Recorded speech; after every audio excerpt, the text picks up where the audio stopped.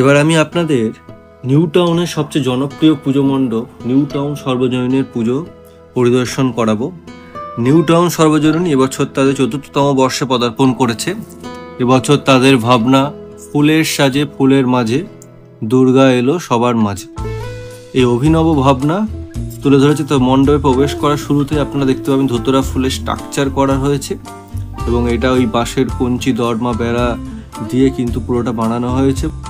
খুব সুন্দর সেখানে কিন্তু লাইট কম্বিনেশনও রাখা হয়েছে। তো চলুন আস্তে আস্তে মণ্ডপের ভেতরে প্রবেশ করা যাক।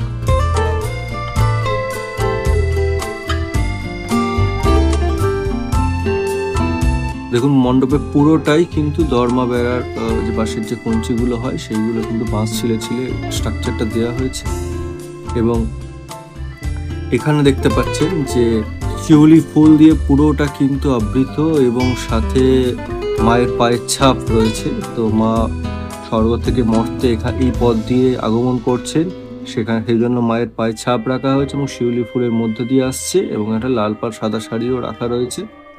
লাইটেরও কিন্তু কাজ রয়েছে। এবার আমরা মূল মণ্ডপে প্রবেশ করছি।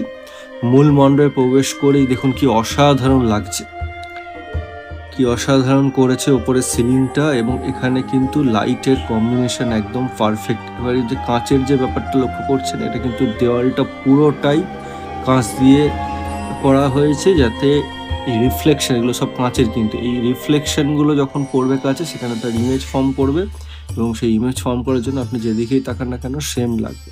হোমোজিনিটি ব্যাপার এখানে রাখা হয়েছে।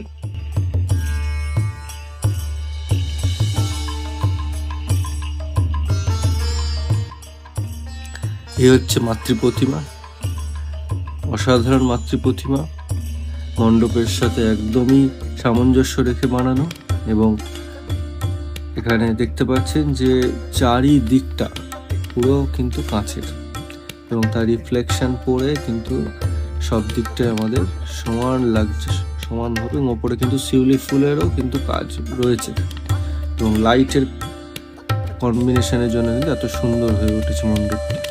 তো আপনারা আসুন নিউ টাউন সর্বজনীন পুজো মণ্ডপ উপভোগ করুন।